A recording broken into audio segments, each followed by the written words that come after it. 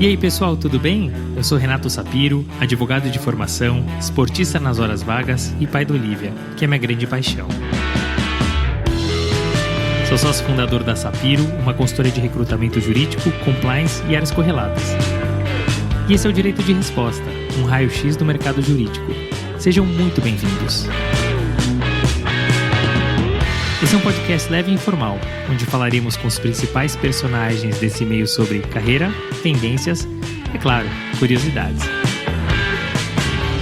E esse é um podcast quinzenal, então já sabe, temos um encontro marcado segunda sim, segunda não.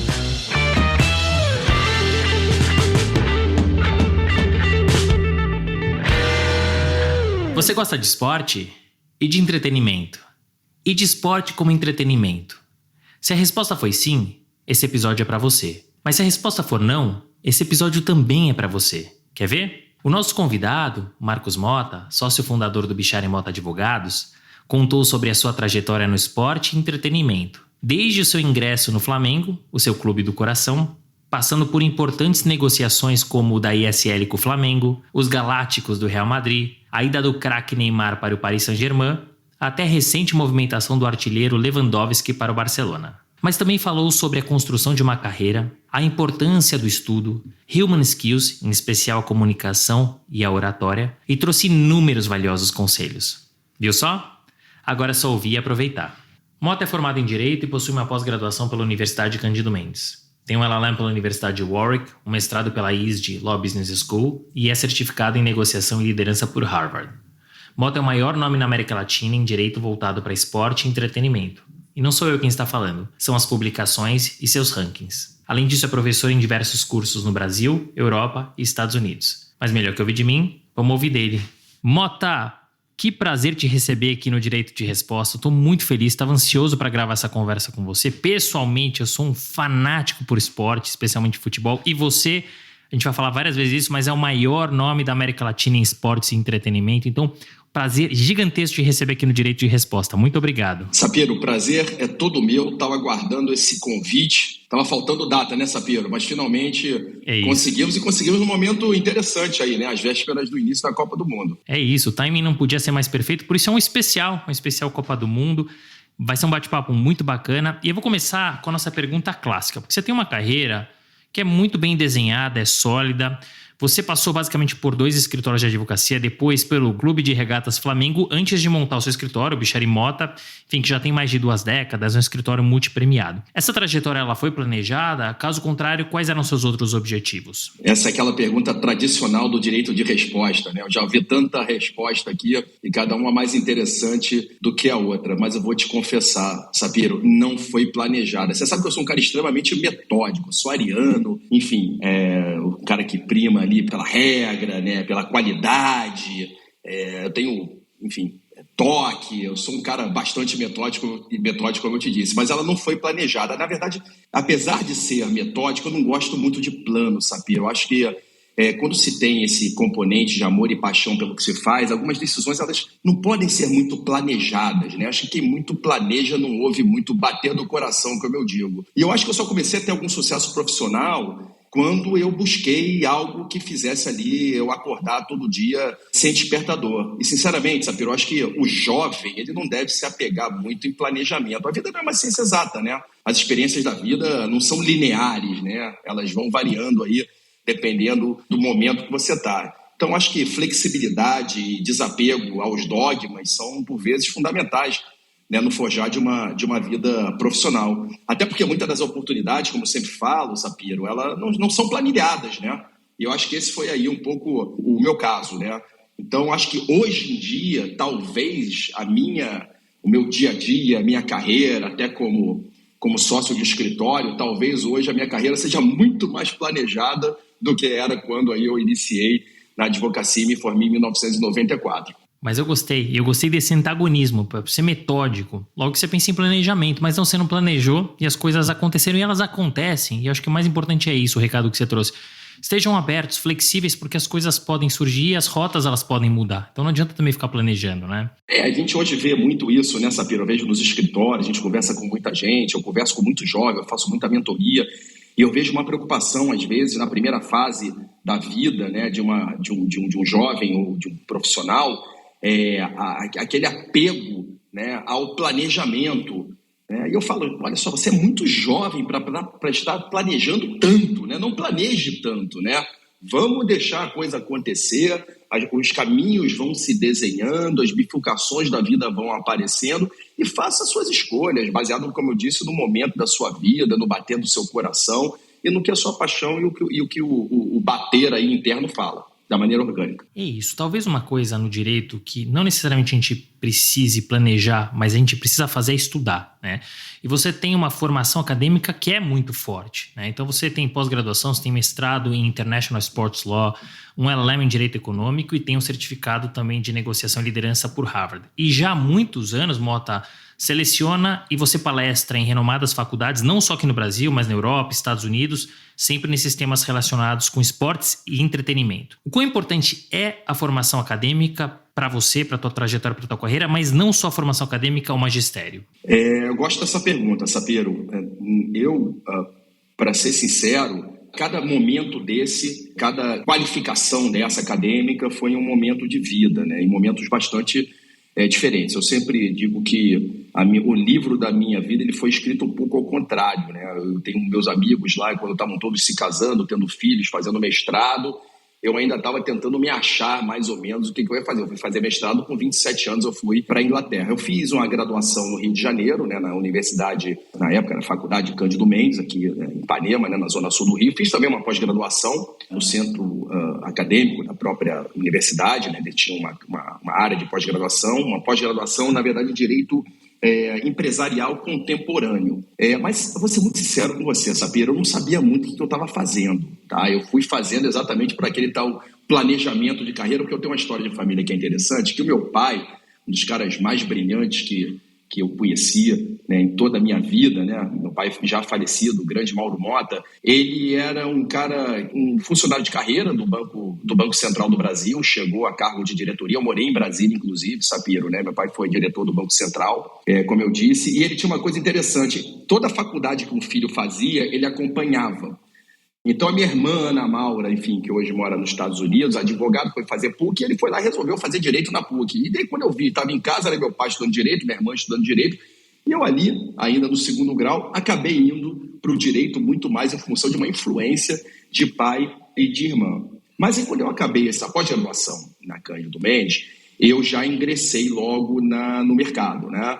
Eu fui estagiário do extinto Banco Econômico, eu fui estagiário da Texaco, né, na época, do departamento jurídico, e depois fui estagiário num escritório pequeno, né, no Rio, o Wolf Gershenson, né, que ali a gente pode falar sobre isso depois, que eu aprendi bastante. E aí eu resolvi fazer um mestrado, né, um mestrado em Direito Internacional Econômico pela Universidade de Warwick, e também fui ao mestrado muito mais porque eu precisava fazer alguma coisa da minha vida, né? Eu acordava com o despertador todo dia, eu era advogado tributarista, não gostava muito enfim, daquela... Eu não tinha aquela paixão, talvez eu achasse que tinha, mas hoje, pelo como eu faço e o que eu faço, eu vejo que eu acho que eu não tinha realmente. Isso me levou a fazer esse mestrado em Warwick. E é engraçado que esse mestrado em Warwick que eu fui fazer, quando eu apliquei para Warwick, na verdade, 3 anos antes, eu fiz em 99 e 2000. Em 97, eu fui à Europa fazer uma viagem de mochila de trem e fui visitar um amigo. O amigo é o Tito Andrade, né, o sócio do Machado Meyer, meu grande amigo, né, o sócio managing partner do Machado Meyer, e a gente conversa muito sobre isso. Eu resolvi visitar o Tito, e o Tito naquela época fazia LSE, né, London School of Economics. E eu lembro que ele falou, olha, ele me chama de Mavi, né? O Mavi é o meu apelido. Mavi, eu estou aqui assistindo aula, enfim, se você quiser me encontra aqui na LSI, depois a gente vai beber uma cerveja, um pint, vamos, mas me encontra aqui. E aí, Sapiro, eu entrei na LSI, repare, LSI em 1997, a época da terceira via, né, a britânica, professor Anthony Giddens, e simplesmente quando eu entro na LSI, eu vejo o Tito assistindo uma aula do Anthony Giddens. Aquilo para mim, aquele ambiente acadêmico de uma universidade inglesa, aquilo me inspirou de uma forma que eu falei, agora é a hora. E resolvi voltar para o Brasil, 97, 98, eu tentei uma scholarship, né, uma bolsa do British Council para uma universidade inglesa, não consegui, né, essa não fui aprovado né, como bolsista, e resolvi conseguir ir no ano seguinte através de ajuda, né, de outras pessoas, e fui em 99. E ali sim foi um momento bastante interessante, que a gente pode depois falar sobre isso, vai encaixar provavelmente aí falando um pouco de Flamengo depois. E eu fui para Warwick. Engraçado que quando eu apliquei para Warwick, Sapiro, eu apliquei também para o King's College, eu apliquei para a LSE e eu fui aceito nas duas e mais o Warwick. Mas alguma coisa me chamava para aquela vida de campus, né? Eu queria viver aquela vida de campus. A LSE não tem um campus, né? A King's College não tem um campus, são todas universidades no centro de Londres. E o Warwick é um campus simplesmente espetacular, em Coventry, ali entre Coventry e Birmingham. O lugar em si não é muito bom, a gente até fala que na Inglaterra tem uma expressão, sabe, que diz que em vez de você falar go to hell, você fala go to Coventry, de tão ruim que é a cidade de Coventry. Mas a universidade é espetacular, uma universidade ali pós-guerra, né? Com viés um pouco ali ainda do Partido Trabalhista. Tony Blair depois foi lá palestrar, falou de Warwick, e aquilo ali realmente abriu muito a minha cabeça. Eu acho que tem uma contribuição muito grande aonde eu me encontro hoje. E para você ver como é importante, né, Mota? Como a gente consegue mudar a rota, né, pautar e se inspirar também, né, a depender do que a gente fizer, principalmente na questão da formação acadêmica. E você falou bastante da sua formação acadêmica, mas e o magistério? Como ela influiu na sua trajetória? Eu gosto muito de dar aula, né? Eu acho que você lecionar é, acima de tudo, uma troca. Isso, primeiro, me mantém atualizado. Eu dou aula em universidades e organizações internacionais, então eu dou aula, por exemplo, no IGE, em Madrid, eu dou aula no ESAD, em Barcelona, eu dou aula na Escola Universitária do Real Madrid, eu dou aula na FIFA, né, em 2 cursos da FIFA na Suíça, e palestro em universidades pelo mundo. Eu fui professor da St. John University em Nova York, palestro em diversas universidades, na Pepperdine University, e é muito bacana, porque você lidar com esse caráter multicultural, ele é muito, muito interessante. E falar para aluno, eu procuro sempre trazer, aplicar alguns princípios, né? Eu procuro sempre usar a minha experiência para aplicar, na verdade, 3 métodos, né, de ensino que eu gosto muito, ou métodos de filosofia, chame como quiser. As minhas aulas, elas são uma mistura de um pouco do ensino escolástico, um pouco do ensino socrático. Enfim, na Inglaterra, por exemplo, né, nas aulas no mestrado, você tinha aquela questão do raciocínio lógico, né? Você não pode ir para uma aula sem ler antes, né, todo aquele material, os cases. Na verdade, a aula é um grande debate, né, com dezenas de nacionalidades diferentes. O papel do professor é organizar exatamente aquele debate. Eu aplico isso muito nas minhas aulas e misturo todos esses princípios, né? O método, né, escolástico, enfim, vem lá daquela era medieval, né? Enfim, que era essencialmente livresco, né? Para usar uma palavra que eu gosto. Então, o livro tem aquela verdade absoluta e imutável. Claro que os livros, eles são importantes, são a base, mas aí eu trago um pouco também desse que eu chamei do método socrático, né? Onde, enfim, eu procuro fazer com que os estudantes aprendam por meio do uso de um pensamento lógico, né? Enfim, o ponto de partida é a frase "eu só sei que não sei", né? Então eu gosto muito disso, né? E finalmente o método empírico, que é o que tem uma influência direta, é o método da experiência, né? Se você pensar que quando eu comecei nessa área em 97, 98, 99, não havia absolutamente nenhum curso como tantos que tem hoje. Eu lembro quando eu escrevia, Sapiro, os meus trabalhos finais no mestrado em Warwick, eu escrevi sobre 2 temas. Escrevi sobre a Jurisdiction in Cyberspace. Você vê, lá em 1999, a tal da Amazon que começava a surgir, me intrigava um pouco, né? Se eu comprar um negócio aqui no meu quarto da Universidade da Inglaterra e mandar entregar, eventualmente, nos Estados Unidos, e se isso não entregar um pagamento, como é que fica? E aquela jurisdição naquele cyberspace me intrigou. E resolvi escrever. Até semana passada eu dava uma palestra sobre jurisdição de cripto, né? Jurisdição de Web3, jurisdição de metaverso. Você vê, na verdade, a gente revisita os temas. E o outro foi sobre as ligas americanas, Sherman Act, Clayton Act, The Single Entity, tudo aquilo, Sapiro, que você, como entusiasta da matéria, já conhece. E isso eu aplico hoje na discussão da criação da Liga de Futebol do Brasil, né? Então, você veja que a experiência que eu venho carregando durante todo esse tempo, ela é fundamental para que haja essa troca. E eu procuro também fazer com que os alunos tragam as suas experiências, porque eu também aprendo, né? É uma sinergia, é uma troca. Na verdade, as minhas aulas são grandes debates São grandes provocações. Os alunos saem muito mais provocados, né, do que efetivamente ali com uma carga de informação, como eu disse, livresca, como a gente tem essa cultura brasileira, até porque, em função, enfim, da Igreja Católica, né, a letra fria da Bíblia, né, aquelas coisas todas, somos um país católico, efervescente, então a letra fria da Bíblia nos ensina a sermos livrescos, né? Mas eu gosto de fazer essa provocação, porque eu adoro dar aula, Sapiro. Eu acho que isso me inspira demais, essa troca, me energiza. Então eu quero aí até o final dos meus dias, né, estar aí, sem dúvida nenhuma, nas salas de aulas e nos grandes debates. E isso é muito legal que você traz, porque aqui no Brasil, Mota, a gente está acostumado com aquela aula expositiva, né, principalmente nos cursos jurídicos.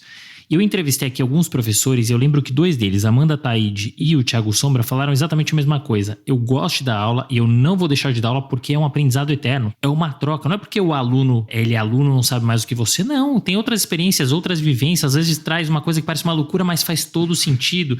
Então é muito bacana você referendar essas impressões, né? E você sabe que, Sapiro, só complementando, é interessante, eu acho que está funcionando, né? Aqui no escritório tem 51 anos, Sapiro, eu sou o mais velho do escritório.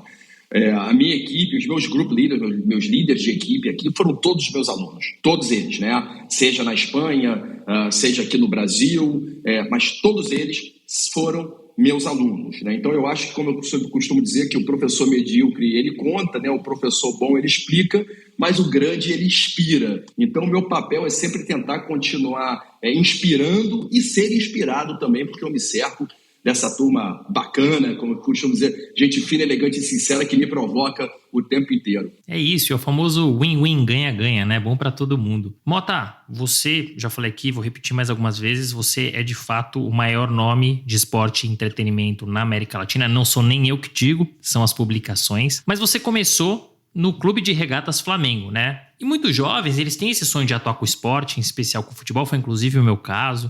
Eu tentei atrelar o direito com o esporte, fiz o direito desportivo, mas não consegui entrar. Fez IBDD, né? Eu fiz IBDD, o Instituto Brasileiro de Direito Esportivo, com muita gente boa. Foi uma experiência maravilhosa, mas muita gente.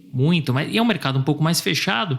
E eu acabei, ainda bem, viu, Mota, que eu não entrei, aí eu enveredei aqui, fui atuar com recrutamento, com consultoria de RH e tô feliz. Mas eu queria que você contasse até para essa turma, porque é um mercado que gera muita curiosidade, essa turma que quer entrar, se você pudesse contar um pouquinho de como é que surgiu essa oportunidade de atuar no Flamengo, como é que era a sua rotina, os desafios que você encontrou e como é que você fez, essa pergunta é bacana, para separar o emocional do torcedor do racional do advogado. Pois é, rapaz, é complicado. Você sabe que eu comecei nessa área, como eu te falei, eu era advogado tributarista na Gaia, Silva e Rolim, eu acho que hoje é Gaia, Silva e Gaed, se não me engano, né? Isso. E Dr. Severino Silva, enfim, foi um cara que eu tenho uma admiração, um carinho enorme. E eu lembro que eu estava caminhando ali na São José, na rua São José, no Rio de Janeiro, onde era o escritório, né, ali no buraco do Lume, né, os cariocas sabem do que eu estou falando. E quando eu cheguei no escritório, tinha um recado, né, de um amigo meu, que hoje é deputado federal pelo Ceará, um flamenguista, né, enfim, Esmerino Arruda, o famoso Goni, né, que era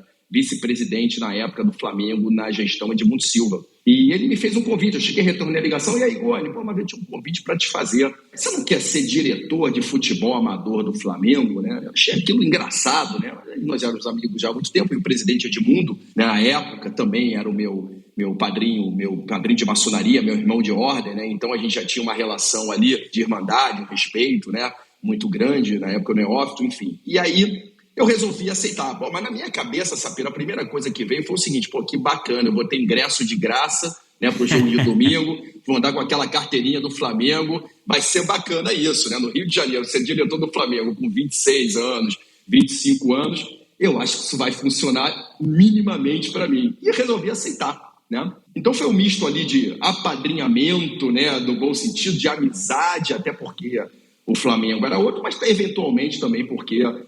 como ele me disse outro dia, Mavi, eu acho que eu tinha razão, afinal, o craque o Flamengo faz em casa. Ele até brincou comigo outro dia.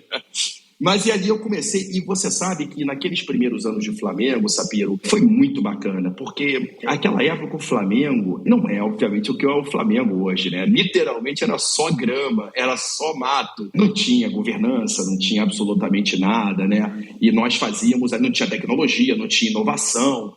E eu fazia ali, como diretor de futebol, assistia os treinos, né? Acompanhava as peneiras, aquela coisa toda, mas ali era o futebol raiz, ali eu aprendi a lidar com gente, né? Eu cansei de levar laranja descascada para o Adriano, né, em vestiário, pão com manteiga para o Júlio César, né? Enfim, subir o Juan para o profissional, descer ele para jogar a Taça São Paulo.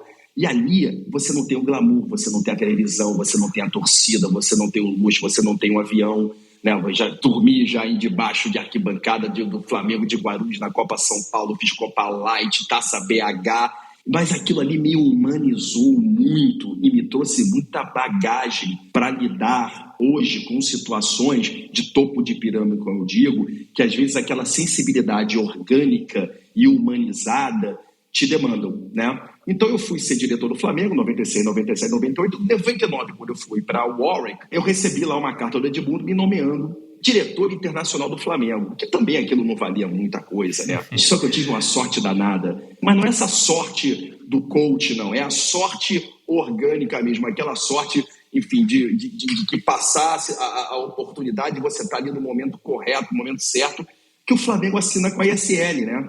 Renato, você lembra disso? Ano 2000, o Flamengo assina com a ESL. Eu estava na universidade, recebo a ligação do Edmundo Silva e ele me convida para acompanhá-lo, pegar um voo e acompanhá-lo na assinatura do contrato com o Flamengo na ESL ali na Suíça, né? E a ESL, na época, a maior empresa de marketing esportivo do mundo, tinha os conteúdos da FIFA, a ATP, era um gigante do marketing esportivo à época, né? E eu lembro que quando eu cheguei na Suíça, eu conheci uma pessoa, um amigo, que é meu amigo até hoje, vou estar até com ele amanhã, Amir Bocaiúva, né, sócio do Chico, né? E o Amir ali, advogado júnior ainda não advogado júnior, provavelmente um advogado recém, né, pleno ali no Chico Musnick, e eu e ele ali, jovens, né, negociando com advogados suíços a finalização do contrato do Flamengo com a ESL. E tem uma história engraçada, Sapiro, que eu lembro que chegou um momento ali que o contrato ele empacou numa negociação na cláusula de jurisdição competência ele é aplicável, né? Um clube brasileiro, uma empresa suíça, um contrato que tinha ali conteúdos e um escopo absolutamente abrangente. Eu olhei para o Amir olhou para mim, não sei nem se ele vai lembrar das histórias, se estiver nos ouvindo.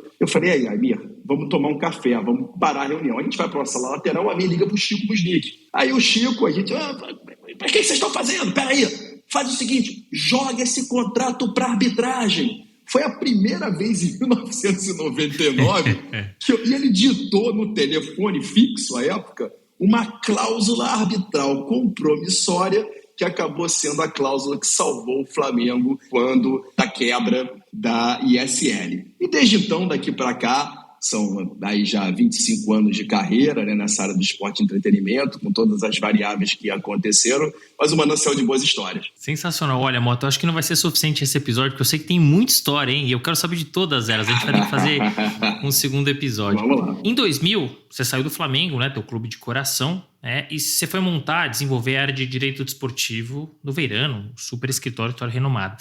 O que te motivou a aceitar esse convite, deixar o Clube de Regatas Flamengo? O que mudou na tua rotina? E, Mota, que desafio você encontrou para estruturar essa área? Eu, quando estava na Inglaterra, e eu vi aquele movimento todo dos alunos, né, dos meus classmates, aplicando para escritórios, para internship em escritórios pelo mundo. Eu lembro que eu mandei carta para o Sherman Sterling, Dave Spoke, os escritórios na época, que White Case, queria ir para Nova York. E eu não sabia direito, sinceramente, qual a área que eu queria fazer. E aí eu tinha trabalhado na Gaia Silva, Sapiro, com a Creuza Abreu, que depois foi sócia do Campus Melo. Eu acho que ela tem um escritório dela hoje. E eu trabalhei com ela durante 4 anos na Gaia Silva e Gaed, Gaia Silva e Rony na época. E ela era casada com o Ricardo Coelho, né, hoje sócio, se não me engano, do Pinheiro Neto, né, na área de aviation. E eu lembro que a Creuza saiu da Gaia e foi para o Veirano. E ali eu recebi 2 convites, na verdade, 2 possibilidades quando do meu retorno para o Brasil. Um foi para o Pinheiro Neto, na verdade, fazer um internship no Garrigues, né, que era o escritório correspondente dele na Espanha, e o outro era voltar para o Veirano, que era um escritório mais vanguardista, né, um escritório ali que estava sendo, era um spin-off, se não me engano, do Baker e McKenzie, né, e eu resolvi ir para o Veirano. Voltei, eu lembro que eu fiz uma entrevista com Robson Barreto, com Marcelo Ribeiro Matos, Cláudio Lampero, uma turma muito bacana do Veirano ali, né, o Ligue, né, o Guilherme Liora. E ali eu fui contratado para o Veirano para desenvolver essa área, lembrando que era o momento que o Brasil tinha, o Flamengo tinha ISL, né, o Flamengo, aí vinha Bank of America, né, vinha toda aquele Hicks Mills, e tinha um movimento ali de investimento no Brasil, e o Veirano e eu achávamos que isso poderia girar e render alguns frutos. Mas o Veirano foi uma grande escola, fiquei lá há pouco tempo, mas ali eu aprendi o que é um escritório grande, né, Sapiro? Enfim, a qualidade do serviço, da entrega, o comprometimento, né? Eu lembro que era a época das telecoms, né, das privatizações, então aí tinha lá a Telecom Itália, TIM, aquele movimento de escritório corporativo, aquilo me inspirava muito, eu aprendi muito ali, e ao mesmo tempo foi onde eu conheci um dos grandes mestres que eu tenho, um cara que eu me tenho praticamente aí como um mentor, né, que é o Cláudio Lampert, que foi uma vez que me disse claramente, né, que olha, Mota, essa advocacia que você faz, ela vai dar muito certo, mas ela não vai dar certo num escritório, num calibre como o Veirano, né? Acho que a gente não está muito preparado para esse momento, para esse nicho, porque o escritório grande, a gente sabe, Sapiro, ele tem um calibre de giro muito pesado, né? É uma estrutura muito pesada. E você precisa de muita flexibilidade, tanto no início de carreira, como se desenhava o direito desportivo, que depois virou o Sportainment, como eu chamo. Mas eram outros momentos, até outro dia eu tomava um café com o Robson Barreto, a gente comentava isso, que talvez hoje teria sido diferente. Aí eu resolvi me juntar ao Bichara, né, que é um amigo meu de muitos anos. Na época era o Bichara, o Leonardo Rezinski, né, que hoje é sócio do Campos Melo, o Balbino, né, e aí depois do escritório veio o Fux, que trabalhou comigo no Veirano, o Fux depois virou sócio do escritório, e hoje é o Bichara e Mota, e já estamos aí há 22 anos, 23 anos já no mercado. Mas o meu grande desafio no Veirano foi tentar encaixar uma advocacia de nicho que praticamente não tinha nada ainda, você não conseguia girar na velocidade que um escritório grande gira, mas ficou ali, para mim, uma mensagem muito clara que essa é uma advocacia especial. E, Mota, muito legal você contar com riqueza de detalhes e com transparência, né? O que funcionou, o que não funcionou e o que te motivou a montar o teu escritório, né? Ao lado do Bichara e de tantas outras pessoas, mas atualmente ao lado do Bichara. Eu queria que você contasse um pouquinho da história do escritório, sabe? Aquele primeiro tijolinho, como é que começou e o que vocês enfrentaram ao longo dessas mais de 2 décadas para se tornar um escritório multipremiado? Eu tenho um orgulho muito grande da história do nosso escritório, né? Você bem disse, nosso escritório hoje é reconhecido mundialmente, a nossa equipe, né, reconhecida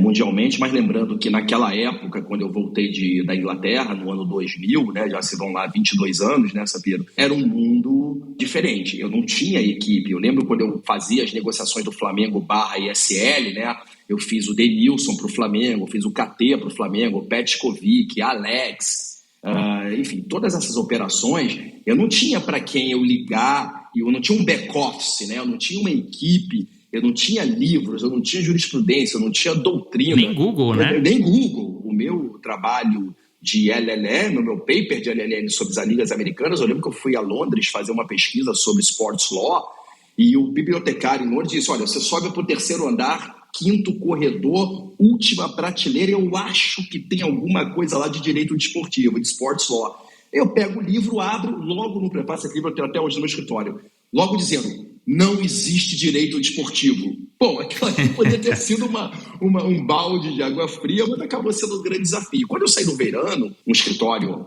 espetacular, né? Enfim, de estrutura, repito, de qualidade, história que eu aprendi muito, eu vou para uma sala, praticamente, né, ali no centro do Rio, perto do Amarelinho, ali na Cinelândia. Eu lembro que eu tinha uma divisória que eu mandei abrir a parte de cima da divisória para o ar-condicionado passar da sala para a minha sala, né? E eu tinha muito orgulho disso, porque era captação. E ali, Sapiro, eu aprendi que advogado é vendedor. E eu sempre falo, as pessoas perguntam, Mota, mas como é que eu faço para entrar? Eu sempre pergunto, qual é o remédio que você tem para a dor do mercado? Se você descobrir qual é o teu produto, o que você tem para vender no mercado, o trabalho que você tem é envelopar esse produto, colocar na sua mala e sair para vender o teu produto. Advogado é vendedor. A gente tem que, né, acabar com algumas questões que existem na advocacia, né, uma liturgia que é necessária, mas não é absoluta, né? Nós temos que ser muito claros. Então, ali no início, foi um desafio muito grande, né? Eu lembro, por exemplo, que eu ligava, né, às vezes para os empresários, Sapiro, e conseguia marcar algumas reuniões, às vezes eles me ligavam de volta, Mota, então vem a São Paulo. Eu lembro o Juan Fischer, né, o saudoso seu Juan,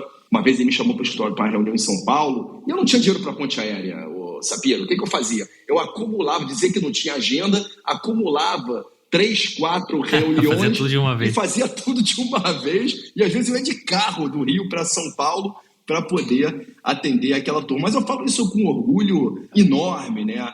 E aí acabou sendo construído a notoriedade. Eu peguei logo depois o caso do Ronaldinho Gaúcho, né, do Grêmio contra o Paris Saint-Germain, peguei o caso do Atirson, do Flamengo contra a Juventus.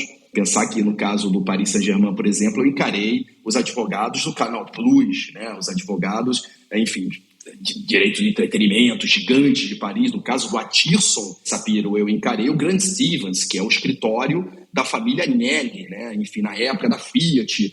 E eu lá, sem back-office, né? sem ter a experiência. Então, é por isso que eu acho que a experiência que eu tive sendo jogado logo, né, nesse calibre de negócios que o Flamengo, que a ISL me proporcionaram, e o Veirano também, a vivência, me deram alguma bagagem que só hoje, depois de quase 23 anos, eu consigo entender que eu trago alguma coisa ainda daquela época aqui no meu dia a dia do escritório. Mas isso é muito legal, Mota, sabe por quê? Porque hoje você olha, você tem uma carreira de sucesso, isso é claro, né? Premiada, o escritório também, o Bichara, mas é legal mostrar o nascituro, como não foi fácil, né? E não é fácil, nunca é fácil. Então, é importante a gente mostrar que para a construção de uma carreira, né? Construir uma carreira de sucesso, tem o começo, e o começo é dolorido e você vai sofrer.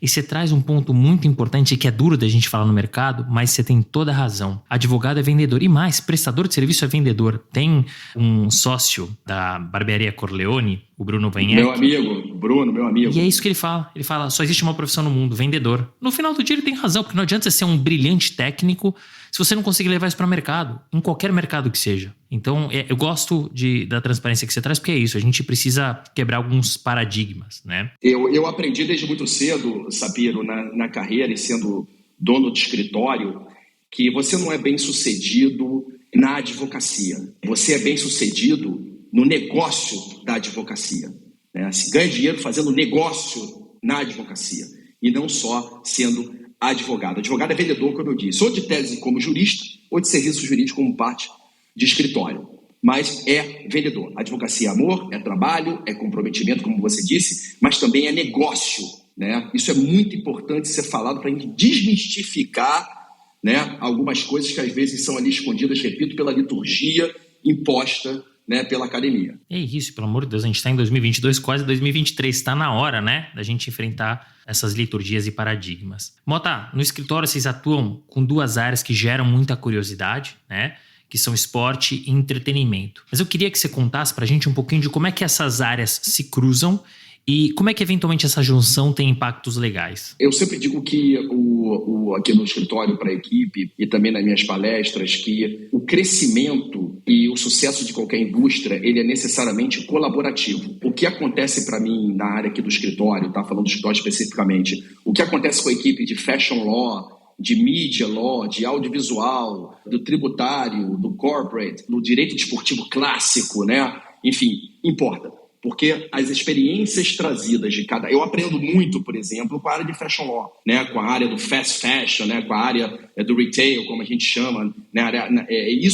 Essa velocidade, né, do direito da moda. A gente advoga aqui para grandes empresas, né? Grandes conglomerados, e eu participo diretamente de conselhos, enfim, de comitês de gestão de crise, comitês de aprovação de campanhas. Eu adoro isso, porque pode ter certeza que isso hoje em dia é fundamental. Isso foi acelerado muito pela pandemia, Sapiro, mas eu acho que o advogado hoje, ele tem que ser, acima de tudo, criativo, né? O advogado que não é criativo, que não consegue acompanhar a velocidade imposta, a aceleração imposta das mudanças, né, trazidas pela pandemia, simplesmente não consegue acompanhar o pace e a velocidade do seu cliente, né? Então, o advogado tem muito de querer ficar pensando no como foi ou como será, quando na verdade está sendo. As mudanças estão acontecendo debaixo dos nossos olhares. E o advogado, e o escritório, a equipe que não acompanha essa velocidade não consegue viabilizar juridicamente a pretensão do seu cliente. Então, eu repito, as áreas do escritório hoje, que são muito bem estabelecidas dentro do esporte e do entretenimento, é um escritório multidisciplinar, eu costumo dizer que é um escritório boutique full service, enfim, é um contrassenso, mas né, a gente consegue hoje atender desde um M&A na aquisição de um clube até agora, enquanto eu falo com você, tem uma equipe aqui do lado fazendo uma audiência do CAIS, né, de um clube do Oriente Médio e um clube brasileiro. Ou seja, tudo importa. E nós fazemos reuniões semanais onde todas as equipes interagem, conversam, fazem uma análise de como foi a semana, trazem casos e causos, né? E ali sim há esse caráter colaborativo que faz da nossa equipe, sem dúvida nenhuma, entregar aí um serviço absolutamente AAA. E é interessante você contar isso, porque me remete um pouco do que você falou do magistério, da troca, né? Às vezes pode parecer que não é importante, mas sempre é importante, né? Uma outra dúvida, que eu tenho uma curiosidade, porque quando a gente pensa em esporte, vamos pegar aqui futebol, né? Falar, vou jogar futebol no sábado. Isso, eu li uma matéria sua, por isso que eu tô trazendo isso, é esporte, né? O futebol profissional não é esporte, ele é entretenimento. E é isso que eu queria que você me contasse um pouquinho sobre isso. Qual que é a sua visão? Eu já venho há algum tempo falando sobre isso, que eu acho que hoje o esporte, a maneira como ele é jogado, a maneira como ele é transmitido, a maneira como ele é consumido, mudou, né? Antes nós tínhamos ali um caráter absolutamente linear na relação esporte, mercado, consumidor e patrocinador e transmissão. E hoje nós temos, sem dúvida nenhuma, um approach muito mais multidimensional, que é um grande desafio, né? A gente está na era do culto à personalidade, a gente está na era da produção de conteúdo, da desintermediação da informação, da desintermediação da comunicação. E isso recoloca ou reposiciona o esporte numa prateleira que não é mais só a prateleira dos 90 minutos. Hoje não é mais apenas uma manifestação sociocultural, né? Ela é um mercado multibilionário que faz parte da indústria do entretenimento, e o esporte dentro da indústria do entretenimento no Brasil, ele é maior, o percentual, a participação dele, do que no resto do mundo. Ou o esporte se readequa, ou o futebol se readequa, se reposiciona, ou ele fica para trás. Porque hoje, quando você, por exemplo, liga lá a sua televisão, Sapiro, provavelmente você vai ligar, você vai ter lá uns 50 ícones, né, pequenos. Você vai ter HBO, você tem Netflix, você tem Amazon Prime, você tem lá no meio misturado, Sapiro, você tem lá o Brasileirão Açaí, né? O que vai fazer o Sapiro clicar do Brasileirão Açaí em vez de clicar na última série da Netflix? Ou seja, é a experiência, ou seja, aquele caráter multidimensional da experiência ao fã. Então eram times que se transformaram em clubes e clubes que se transformaram em hubs de conteúdo. E atletas que saem dos 90 minutos e se tornam os grandes protagonistas. Na Operação Agora, Sapiro, um exemplo clássico, na Operação Agora, no meio do ano que nós completamos e assessoramos do Lewandowski, né, a transferência do Bayern de Munique para o Barcelona. O Barcelona é um clube que eu já tinha uma relação muito antiga, antes do Neymar, inclusive, né, desde a época do Ronaldinho Gaúcho. Aliás, tem uma frase ótima do presidente Laporta, que é um grande advogado, inclusive, lá quando o Ronaldinho Gaúcho jogava, lá em 2003 ou 2004, não lembro direito, e eu perguntei para o presidente Laporta, quanto vale hoje o Ronaldinho? Qual é o preço de mercado do Ronaldinho? Se alguém quiser aqui chegar e comprar o Ronaldinho Gaúcho, pensando que depois a gente ia comprar, fazer a transferência do Neymar, mas enfim. E ele me disse uma frase que eu nunca me esqueço, que eu aplico muito nos dias de hoje. Ele falou assim: Mota, meu amigo, quanto custa a mágica? Né? É difícil você ter e ele é mágico, é o bruxo. Exatamente, era o bruxo, exatamente por isso. Né? Na época ele era o bruxo. Ou seja, o valuation, né, hoje de um jogador da mágica, do espetáculo, é muito difícil mensurar. E voltando para o Lewandowski, você repare, Sapiro, corroborando com isso que eu estou dizendo, do esporte enquanto entretenimento, a maior fonte de financiamento do Barcelona na sua reestruturação esse ano foi a venda de 25% do Barça Studios, né? Que tem todo o conteúdo de propriedade intelectual do clube, por 125 milhões de euros para o nosso cliente Sócios.com. Então você repare que a fonte de monetização do gigante Barcelona não foi uma venda de jogador, não foi uma venda de bilheteria, que também mas sim a venda de 25% do seu hub de propriedade intelectual. Isso, para mim, é uma transformação absurda da maneira em que o jogo, repito, é jogado, né, produzido e consumido. E aí entra o papel do advogado e dos players que atuam na indústria de acompanhar essa velocidade e esse entendimento, né, de maneira muito mais holística do que a não ser um regulamento da FIFA, né? Que lá quando eu comecei tinha 13 páginas. Isso é muito bacana, ver a evolução realmente do esporte, do futebol. Eu lembro que eu li uma matéria agora e o Haaland, e aí falando do valor de mercado, você perguntou do valor do Ronaldinho Gaúcho à época, o Haaland talvez seja o primeiro jogador que valha, o que seja vendido por bilhão. 1 bilhão, e não é de reais, né? Salvo engano, acho que é de libras. É um número estratosférico. E a gente tá falando de jogador, né? A gente não tá falando de outras coisas, como você bem colocou, de uma propriedade intelectual. Olha como a coisa vai mudando. E se os clubes não se aterem a essas mudanças, eles estão fadados a um insucesso. Não tem jeito, né? Então, muito interessante você colocar essa conexão. Isso é muito claro isso no nosso dia a dia, né? A gente trabalha hoje com operações muito grandes na área de Web3, né? Na área de esporte e entretenimento, na área de Sportec, né? Tecnologia, inovação, dados. Hoje, um dos departamentos, para você ter uma ideia, Sapiro, no escritório que são mais demandados é o departamento de propriedade intelectual, né? A gente tem a nossa querida Juliana Vezum, que eu chamo da minha menina superpoderosa, né? Que, enfim, toca a parte de PI no escritório de São Paulo. Hoje mesmo, das, 5, 6 reuniões que eu tive, 4 eram relativas a PI, né? Porque hoje toda a discussão é em cima do conteúdo, das propriedades intelectuais, seja do clube, do jogador, da Associação Nacional, da Copa do Mundo, do produtor. Esse é a grande disputa hoje em dia da forma de monetizar, né, o jogo. E é engraçado, antes da gente ir para outra pergunta, e a gente vai falar inclusive sobre esse tema, eu lembro que a discussão era os direitos federativos. Era essa a discussão. Olha como a gente já passou e já está além. Sapiro, né? Eu fiz o meu primeiro contrato, deixa eu te interromper, até você entender. A primeira transferência que eu fiz no futebol, que eu trabalhei lá com a ISL, o Flamengo, voltando lá para o ano 2000, foi uma operação, foram duas, na verdade, do Juninho Paulista, hoje, né, que depois virou nosso cliente, hoje supervisor da seleção brasileira, e do zagueiro Gamarra. Na época, o contrato ele tinha 3 páginas, Sapiro, né, apenas. Né? Na primeira página, a qualificação das partes, na segunda, as condições, na terceira, né, eu cometi um sacrilégio de deixar somente a assinatura na terceira página. Se isso aparece hoje aqui no escritório, eu acho que tem uma catacomba aqui de...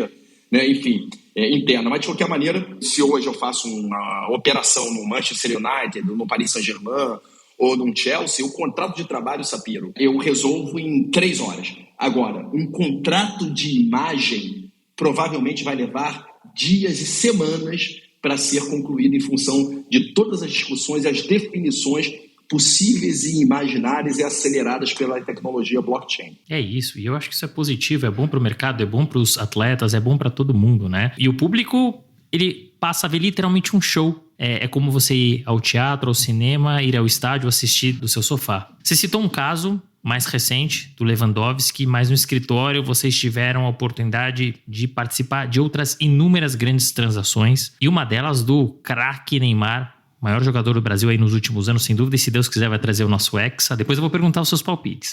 E também no entretenimento, assessorando grandes nomes do mercado audiovisual, moda e indústria criativa, como você bem colocou. Eu queria, Mota, que você contasse um pouquinho pra gente de histórias e bastidores desses casos que vocês atuaram aí, desses grandes casos nos últimos anos. Sapiro, eu sou louco para escrever um livro, história que não falta, né? Seriam alguns volumes. Eu compraria. Pois é, eu espero que o meu sócio Bichara, não sei se ele está me ouvindo lá na outra sala, mas ele costuma dizer o seguinte: calma, porque tem muita gente viva ainda. Então, assim, tem que tomar um cuidado todo especial com relação aos casos e aos casos, né? Mas são inúmeros, né? Assim, casos e oportunidades, experiências que nós tivemos, né?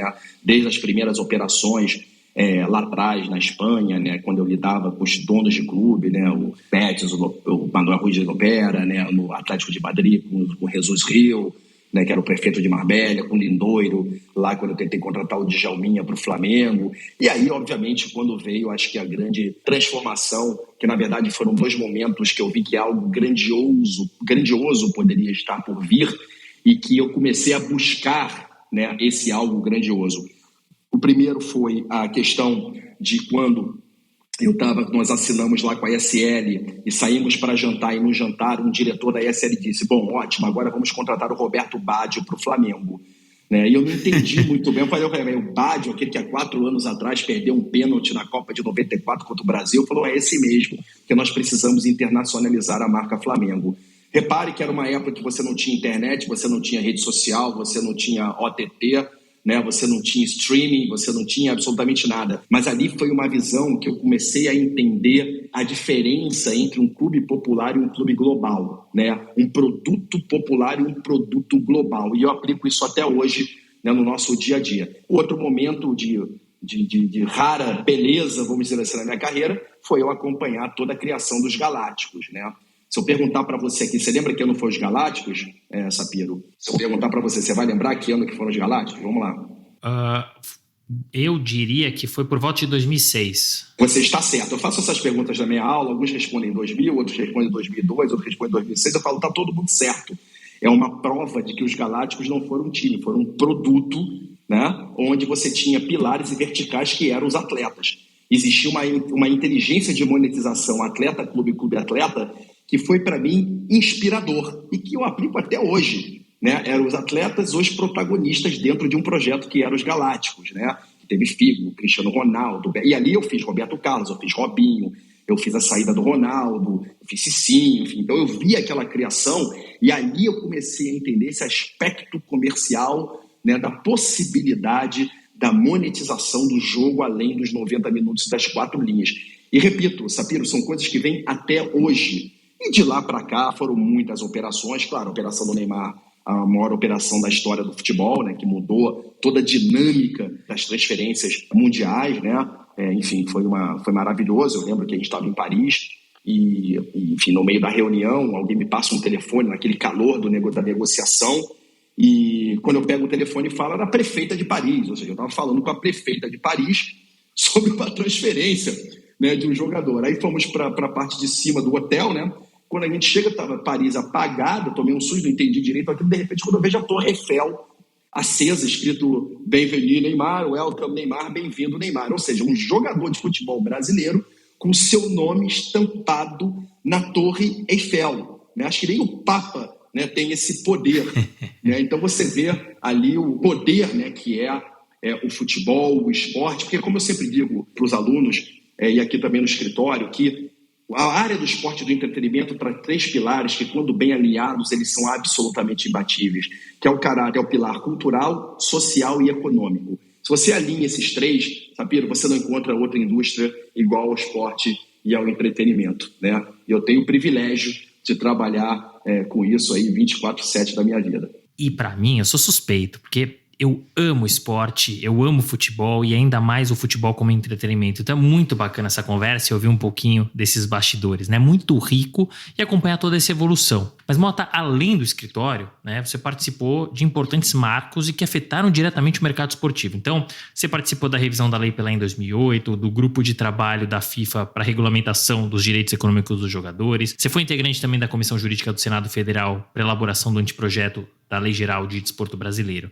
O quão relevante foi participar desses marcos e o que acabou mudando na tua rotina ou na tua trajetória? O que agregou? É muito bacana essa área de atuação porque tudo é escrito à luz do dia, né? Tudo é escrito todo dia. As transformações que se aplicam ao esporte, ao entretenimento, e eu disse isso no início da pandemia, Sapiro, eu lembro muito bem que a gente teve aquele impacto inicial ali, né, da pandemia, do lockdown, o fim das transmissões ao vivo, e a gente sabe que a transmissão ao vivo ela é fundamental, né, para o marketing esportivo, porque ela traz um pilar muito importante, que é a repetição, segundo repetição e terceiro repetição, né, como eu falo. Ou seja, a repetição daquele movimento, daquele esporte, daquela transmissão ao vivo é que faz realmente ali a geração do engajamento e a consequente conversão. Então, ali eu disse que a nossa indústria seria uma das primeiras a serem impactadas, com maior impacto, mas eu também tinha certeza que ela seria uma das primeiras que teria uma curva de recuperação. Tanto é que no final todo mundo estava observando como é que esses caras colocaram gente de volta no estádio, né? Como é que esses caras voltaram ao evento ao vivo, como é que essa marca conseguiu manter um mínimo de ativação e conversão durante a pandemia de um atleta sem atuar. Né? Ou seja, foi o surgimento do atleta influenciador, né? Do atleta culto à personalidade do atleta que a gente traz até hoje na indústria. Então, eu acho que quando você faz parte de um grupo de estudo, um task force, um working group ou um grupo de juristas, e foi assim na Lei Pelé lá em 2008, foi assim, como você disse, na Lei Geral do Desporto, né? Lei moderníssima, inclusive, que foi aprovada agora há pouco tempo, e também nos grupos de estudo da FIFA. É um desafio muito grande, né? Porque você tem que pensar como legislador, mas eu sempre procuro tentar transcrever o pensamento, a ideia do legislador, como um player atuante no mercado. Porque o player ele é muito mais rápido do que o legislador. Então, acho que quando eu faço parte de um grupo de estudo, esse meu grande desafio é que a ideia central que tenha que atender a todos, e não só, por exemplo, o futebol, mas o esporte em geral, acompanhe a realidade do mercado, para que a lei não nasça morta, né? Então, esse é o grande desafio. Eu gosto muito de participar dentro daquela técnica legislativa, né, muito bacana, né? Os consultores, com os técnicos legislativos, por exemplo, no Senado é muito legal você trabalhar, você ver aquela dinâmica da criação de uma lei, mas ao mesmo tempo a gente dando aqueles inputs de que só quem está na arena, né, como eu costumo dizer, quem está na arena conhece. Mas é isso, porque para uma lei parar de pé, você precisa ouvir mercado, você precisa ouvir os players, as pessoas que estão no dia a dia, né? Senão fica uma coisa só teórica, tem que ser uma coisa prática. E mais, né? A gente está falando de desporto, a gente está falando de esporte, mas hoje é o que você falou, é atrelado à tecnologia, é atrelado ao entretenimento, isso assim, ó, é muito rápido e a pandemia turbinou. Exato. E vai cada vez ser mais rápido. Não tem volta. É importante ouvir os players. Isso aí. Cada vez mais. Mota, a gente está nesse episódio especial concomitantemente ao início da Copa do Mundo, daqui a uma semana. É um dos maiores eventos do mundo, né? E esse ano ela vai ser jogada no Catar, né? Pela primeira vez no Oriente Médio. A gente conhece a Copa do Mundo, né? A gente acompanha a Copa do Mundo, mas como um entretenimento, né? Mas a gente não sabe todo o trabalho que dá, e, enfim, para pôr de pé e o que acontece nos bastidores para que ela ocorra. Então, se você puder nos contar um pouquinho do que é preciso para colocar uma Copa de pé, especialmente, claro, pelo prisma jurídico, mas também levando em consideração questões culturais e de legislação de cada país, principalmente por ser o caso do Catar, né, que é um país cultural, com uma cultura diferente, que até a gente teve recentemente aí uma discussão grande em relação até à homossexualidade, por ser proibida no país, enfim, que deu uma grande discussão e gerou uma grande polêmica. Então, se você puder contar um pouquinho pra gente, vai ser ótimo. Eu acho que a Copa do Mundo é um evento único, assim como a Olimpíadas, né? Nós temos o privilégio de atuar diretamente, né? E direta e indiretamente nesses eventos, né? Nas Olimpíadas, né? A gente vai atuar, inclusive, em Paris, atuamos agora em Tóquio. Na Copa do Mundo, idem, seja por questões dos jogadores, atletas, né, clientes nossos que jogam. Eu acompanho a Copa do Mundo desde 2002, né, eu digo, acompanhando em loco, né, desde 2002 no Japão. Então, estou até embarcando aqui alguns dias lá para o Catar. Mas se você lembrar que a FIFA tem mais membros do que a ONU, né, enfim, o grande desafio, Sapiro, não é nem para o país, o grande desafio é para a própria FIFA, né? Você repara que você voa, né, da Alemanha e você sai do Brasil, aí você voa para a Alemanha, aí você voa para a Rússia, aí você voa para o Catar, do Catar você vai voar para os Estados Unidos, México e Canadá, né? Ou seja, isso é um grande desafio. Mas ao mesmo tempo eu digo que o nosso Mark Zuckerberg acha que inventou alguma coisa. Ele não inventou nada, né? O futebol já vive no seu metaverso há muito tempo, né? Desde que é criado, não é à toa que a FIFA é uma entidade privada organizada sob a égide da lei suíça, né? E ninguém te obriga a fazer parte disso. Agora, meu jogo, minhas regras, né? Quando você é dono do jogo, né? Você é dono da regra. E se cria todo um arcabouço, né, jurídico, com veículos de negócios e fast tracks e tratamento tributário diferenciado, né, bens e serviços, que geralmente chama de lei geral da Copa, né? Então, esse é o grande desafio, mas continua sendo o evento mais desejado por diversos motivos, né? Você imagina que um país como o Catar, e a gente atua muito no Oriente Médio, né? A gente advoga para a Federação da Arábia Saudita, para clubes sauditas, o Al Hilal, o maior clube hoje da Ásia, da Arábia Saudita, é cliente nosso. Eu vou muito ao Oriente Médio, já tive no Catar várias vezes, inclusive nas finais do Palmeiras contra o Chelsea, Flamengo contra o Liverpool, acompanhei lá em loco, vi a preparação do país, e dificilmente o Catar, por exemplo, conseguiria uma visibilidade, né? Conseguiria um movimento, posso chamar até de geopolítico, com outra ativação que não fosse uma Copa do Mundo, né? Então, a Copa do Mundo é, sem dúvida nenhuma, um grande veículo, né, de posicionamento, reposicionamento geopolítico também de determinado país. Fora, claro, as questões econômicas. Mas os desafios são enormes. A Copa do Mundo dos Estados Unidos já começou, né? Ela começa a ser jogada em 26. Mas os alinhamentos entre FIFA e Estados Unidos, por exemplo, já estão acontecendo aí nos bastidores, etc. E claro, você também tem os bastidores da própria competição. Eu hoje assisto um jogo, por exemplo, assistia jogo no Brasil em 2014, por exemplo, quando tinha uma expulsão, alguma questão disciplinar no curso Da Copa do Mundo, a minha visão é outra, né? Eu consigo mudar uma chave imediatamente. Quando, por exemplo, um jogador saía do ônibus com um fone de ouvido que não era o fone de ouvido patrocinador da competição. Quando tem uma briga ali na entrada do vestiário, eu não lembro qual era o jogo, e aí sim eu já começo a correr para tentar entender o que aconteceu ali, porque eventualmente eu vou ter que fazer uma defesa em 24 horas, assim como é nas Olimpíadas, né? Às vezes você tem que programar uma defesa porque o cara de doping ou discutindo algum resultado, porque a competição se inicia no dia seguinte. Então, uma dinâmica toda diferente. O CAS, por exemplo, cria lá nas Olimpíadas, né, a sua comissão ad hoc, né? A FIFA tem todo o seu comitê disciplinar ali pronto também para atuar. É muito interessante, é uma dinâmica toda diferente. Estou muito animado. Não, e é muito bacana você trazer, porque de fato a legislação é a legislação da FIFA, né? Então, é o que você falou, meu jogo, minhas regras. Mas e a questão cultural? Você acha que impacta também? Muito, né? Eu lembro uma vez eu fui à Copa da Rússia e eu perguntava para uma pessoa envolvida na organização, né, qual era a grande diferença, por exemplo, da Copa da Rússia para a Copa no Brasil, por exemplo, né? E a pessoa me disse, Mota, aqui as coisas são mais fáceis, porque o país tem dono. Ou seja, a questão cultural, aqui eu ligo para uma pessoa e eu resolvo as coisas, né? No Brasil e em outros países, por exemplo, tem todo ali um trâmite burocrático, às vezes para a solução de problemas que não são tão rasos. Mas a FIFA ela é multicultural, né, Sapiro? Eu que já fiz parte vivo muito nesse dia a dia desse ambiente internacional do futebol. Aliás, o futebol me deu muito com relação a isso, né? Esse approach que eu tenho multicultural, de entendimento, de respeito, né? De não tem certo, não tem errado, talvez seja diferente. Isso o futebol me deu, né?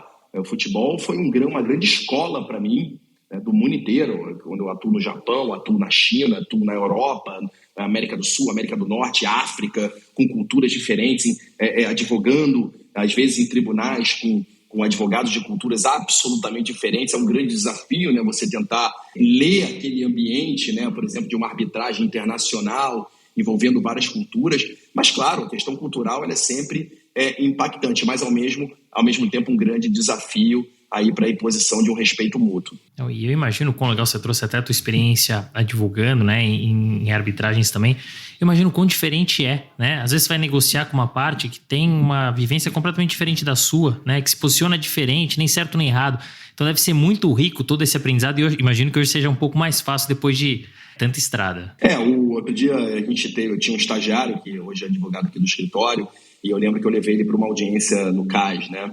E a audiência nós estávamos advogando, lembro, para um clube, acho que não sei se era um clube brasileiro, mas enfim. E do outro lado nós tínhamos um advogado inglês, né?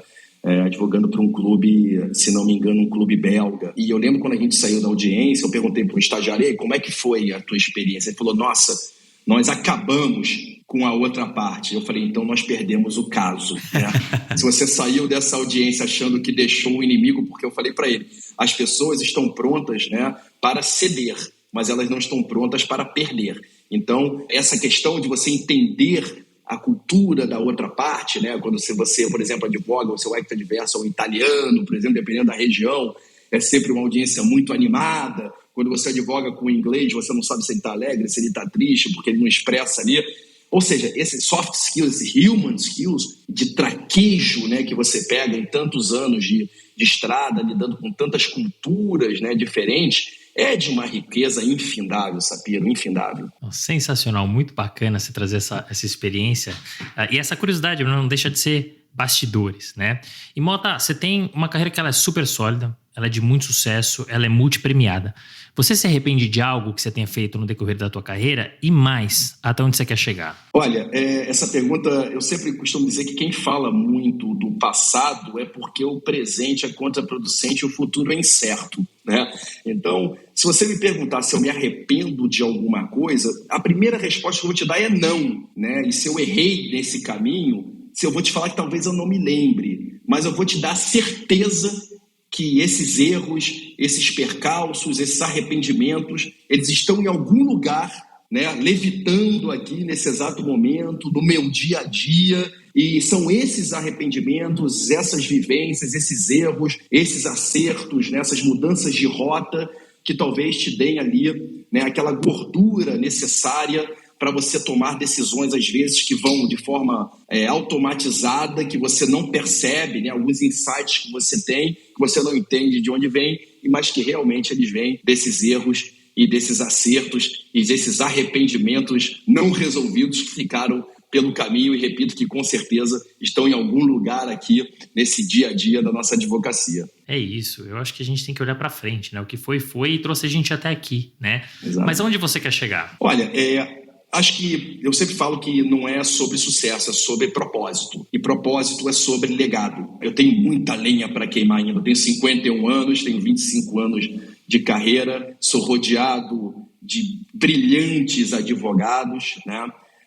Que me instigam todos os dias, né? Me inspiro neles. O papel, acho que, de um sócio de um escritório com uma certa senioridade, um senior partner, um name partner, chame como quiser, o papel dele é muito mais organizar equipes. Eu tenho advogados no meu escritório que são muito mais capazes do que eu, né? Mas o meu papel é exatamente identificá-los, trazer para perto de mim e criar um ambiente que seja propício, né, para que esse jovem talento, esse starlet, como eu costumo dizer, né, ele possa ali florescer e se tornar um sucessor dentro do nosso escritório. Porque é muito importante dizer que advogado talentoso, ele não gosta de ser contratado, ele não é contratado para resolver problema dos outros, né? Advogado talentoso, né, o jovem talento, ele precisa de um ambiente onde ele floresça. Então, acho que o meu propósito hoje em dia é, claro, manter sempre liderança no sentido de que o escritório se mantenha aonde ele tem que se manter, onde ele sempre esteve, né? Nós somos precursores dessa área, como você bem disse. É um desafio muito grande, né? Nós temos hoje, claro, concorrência do mercado, grandes escritórios, né? Até as grandes bancas hoje, com as questões da SAF, já estão entrando nessa área, né? E eu sempre falo, às vezes, em momentos de angústia, né, ali de disputa por uma causa, alguma coisa, eu falo para o pessoal, olha, é impossível nós estarmos em todos os lugares hoje em dia. Impossível, né? O mercado cresceu, né? Ele se pulverizou, mas nós temos a obrigação de estarmos nas grandes causas, nos grandes cases, né? Nas grandes operações, né? Pelo calibre do nosso escritório. E essa, Sapiro, é a primeira geração do escritório. Eu e o Bichara somos a primeira geração, né? Então, acho que o meu desafio do Bichara nesse momento é, claro, continuar fazendo o que fazemos, mas também preparar o escritório, né, para a segunda, terceira, quarta, quinta e, enfim, ad eterna geração que venha a manter esse legado aí que nós construímos no mercado. Isso é muito legal da sua resposta, Mota, porque muitas vezes quando a gente fala de futuro, a gente pensa na nossa carreira e como a gente vai seguir, se a gente vai seguir no direito, se a gente vai para a empresa, se a gente vai para o escritório, o que a gente vai fazer.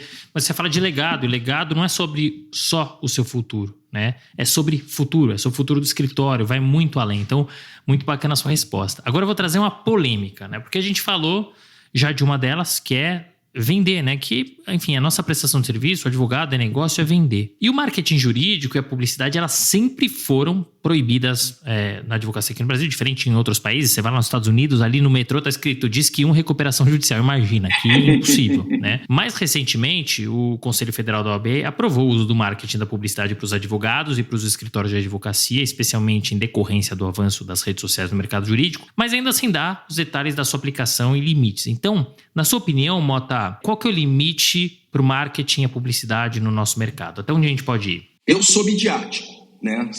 Todo mundo sabe, não preciso dizer, eu sou um advogado midiático. Eu acho que a desintermediação da informação e da comunicação, que aliás eu acho um human skill fundamental, né? A questão da comunicação, a gente pode falar sobre isso depois, se você quiser, mas enfim, isso trouxe uma nova realidade. Talvez a OAB tenha se baseado com os seus regulamentos, ou suas leis, suas diretrizes anteriores, naquele advogado que provavelmente gostaria de colocar uma página inteira na revista Manchete, né, lá em 1980, ou nas páginas amarelas para os mais antigos, né, botar lá um anúncio, como você disse, diz que aqui é recuperação judicial. Só que o mundo mudou. Na nossa área, a publicidade ela é natural, né? Enfim, os nossos casos aparecem automaticamente no Twitter, no Globo.com, enfim, no mundo inteiro, né? É uma advocacia ruidosa, como costumo dizer, porque você mexe com paixão, não há fronteiras, né? Então, a minha advocacia, a advocacia do escritório da área do esporte, do entretenimento, naturalmente ela já é, por si só, pública. Então, a publicidade apenas a gente faz amplificar, as redes sociais amplificam essa publicidade. Eu acho que, obviamente, o que a OAB deve pretender ou pretende fazer talvez seja evitar a venda de resultado. Você não pode vender resultado jurídico, né? Mas, como eu disse anteriormente, advogado é vendedor, né? Ou de tese como jurista ou de serviço, né, jurídico como parte de um escritório, um profissional militante, né?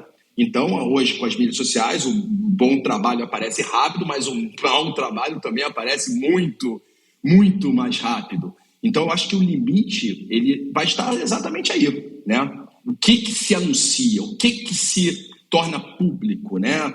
O que se vende? Você vende um serviço ou você vende um resultado? Acho que essa que é a linha muito tênue a ser traçada. Agora, a publicidade na advocacia ela já existe, Sapiro. Ela já está aí a pleno vapor, impulsionada, como eu disse, pelas mídias sociais e pela desintermediação da comunicação e a desintermediação da publicidade. E é isso, é um caminho sem volta e ainda bem, né? Claro, tem que ter um limite, a gente está falando de advocacia, mas a advocacia, né, o direito não é exato, não dá para você prometer um resultado.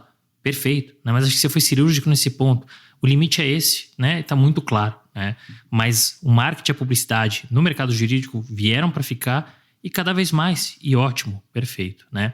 Você falou de uma Human Skills, que eu entendo que ela é muito importante, não só no nosso mercado, mas principalmente no mercado jurídico, que é a comunicação. Eu vou além, não só a comunicação, mas a comunicação assertiva, porque todo mundo se comunica, né? Mas se comunicar de forma assertiva, fazer o outro entender o que você quer falar, não é tão simples. Você é um excepcional orador, inclusive você dá curso sobre isso, então eu queria que você trouxesse pra gente a importância da comunicação assertiva no nosso mercado. E como aquele profissional que não tem a melhor comunicação, ou seja, tem uma dificuldade de se comunicar com a equipe, com os clientes, mas principalmente de fazer uma apresentação que hoje é absolutamente normal e importante, inerente do nosso mercado, como ele pode fazer para se desenvolver? Eu acho que a oratória e a comunicação elas são fundamentais. Como eu disse, a gente está na era da desintermediação da informação, né, e da comunicação. Né? Acho que nunca soubemos tanto sobre tão pouco e tão pouco sobre tanto, né? Comunicar é um desafio, né?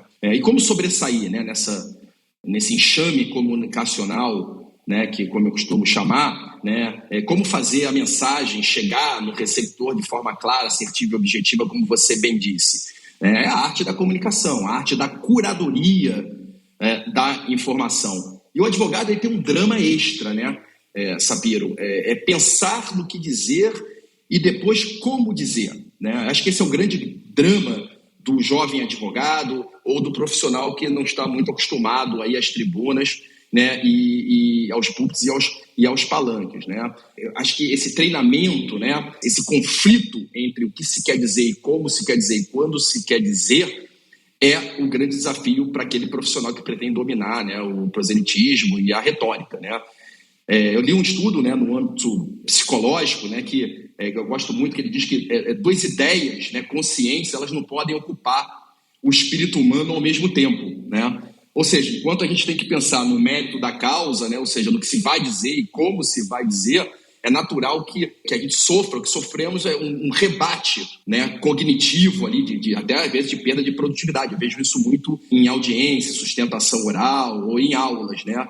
Então, um dos problemas, assim, eu acho que básicos dos advogados é a automatização da linguagem, né? E como diria lá um ensinamento de um grande mestre, né, o Valdir Troncoso Pérez, né, o príncipe do Tribunal do Júri, né? Acho que todo mundo tem que um dia ouvir, né, o mestre Troncoso Pérez falando, né, essa automatização da mensagem, da retórica, ela vem com treinamento, né?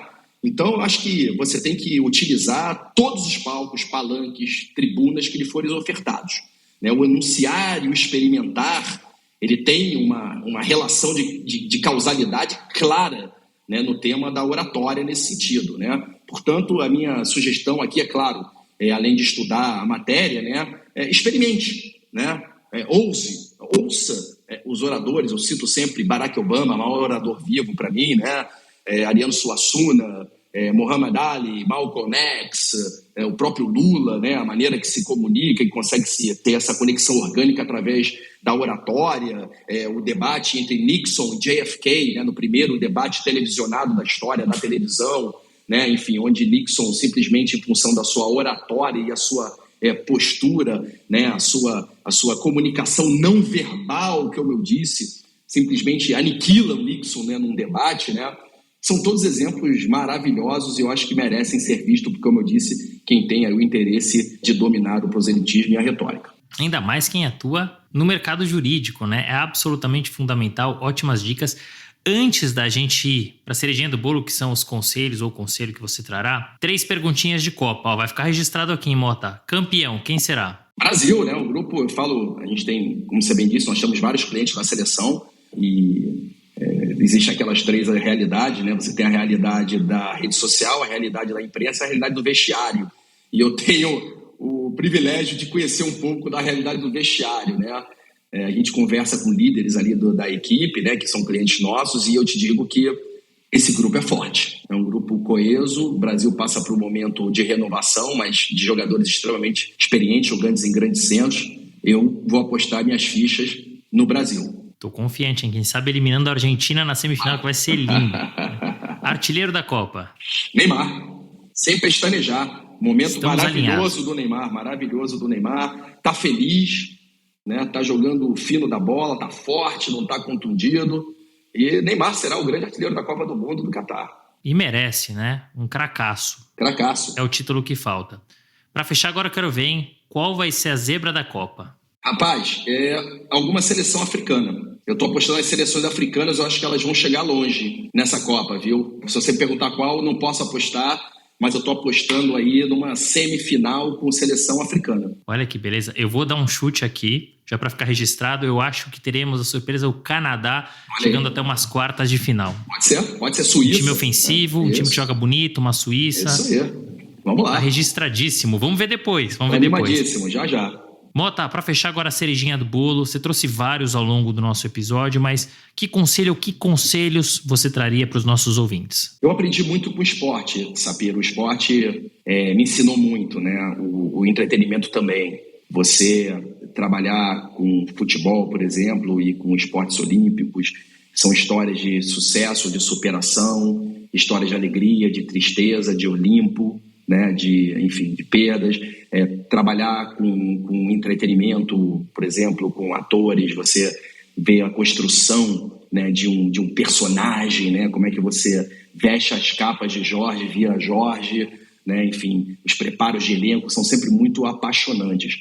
E eu sou mentor de vários jovens, né? E também eu sou mentor de várias startups, né? De Sportec, né? Na área do esporte, de tecnologia e inovação. E eu sempre digo a eles, né? E falo sempre ao jovem advogado, que eu aprendi no meio do esporte que na primeira fase de um homem, Sapiro, nem todas as corridas são de 100 metros rasos, né? Eu acho que o jovem ele tem que pensar e agir também como uma maratona. Eu aprendi que na vida vence quem tem fôlego, né? Nas palavras de Naval, né? Você não constrói nada, nenhuma carreira com menos de 10 anos. Naval coloca isso muito bem. Então, assim, minha mensagem é acredita no processo, né? Acima de tudo, né? E o processo, isso falta um pouco ao jovem hoje em dia, e também não é muito por culpa dele. A gente vive numa velocidade, uma sociedade atomizante, né? E um recado final acima de tudo, sejamos corajosos. Na primeira fase da vida, o risco é não correr risco. A diferença do Marcos Mota hoje, com 51 anos, do Marcos Mota, quando estava lá indo aplicar para uma universidade de Warwick, jogado lá numa negociação de uma SL, por exemplo, é que o Marcos Mota, com 51 anos, talvez o Marcos Mota escolha um pouco mais as suas batalhas, né? Enquanto o Marcos Mota, com 20 anos de idade, não escolhia e nem deveria escolher batalhas. Deveria lutar todas elas para chegar a um ponto em onde ele possa ser um curador de oportunidades e um curador de batalhas. Sapiro, muito obrigado pela oportunidade, foi muito bacana estar contigo, cara. Tá excelente, fechamos com chave de ouro, foi muito bacana, obrigado pelos conselhos, pelas histórias. Falei pra você, vai ter que ter um segundo episódio, não tem jeito, tem muita história ainda, e vou cobrar esse livro. Mas olha, muito obrigado, fiquei muito feliz de gravar com você. Você é uma referência no assunto, um assunto que pessoalmente eu sou apaixonado, então foi sensacional ouvir você, sua história, sua trajetória, os bastidores. Olha, muito obrigado, senhoras e senhores, recebemos Marcos Mota, número 1 para a América Latina de esportes e entretenimento. Eu nunca imaginei que o direito desportivo fosse estar, enfim, tantos anos depois, né, no direito de resposta, e o Marcos Mota estaria aqui. Eu sou ouvinte assíduo do programa, grandes mestres, professores, amigos que passaram nos programas anteriores. Eu nunca imaginei que o direito desportivo e do entretenimento estaria aí ladeando, né, tantas estrelas que passaram pelo seu programa. Parabéns e muito obrigado pela oportunidade. Fim de papo. Se você gostou, recomenda para seus amigos. Se não, fala comigo que eu quero te ouvir. Até a próxima.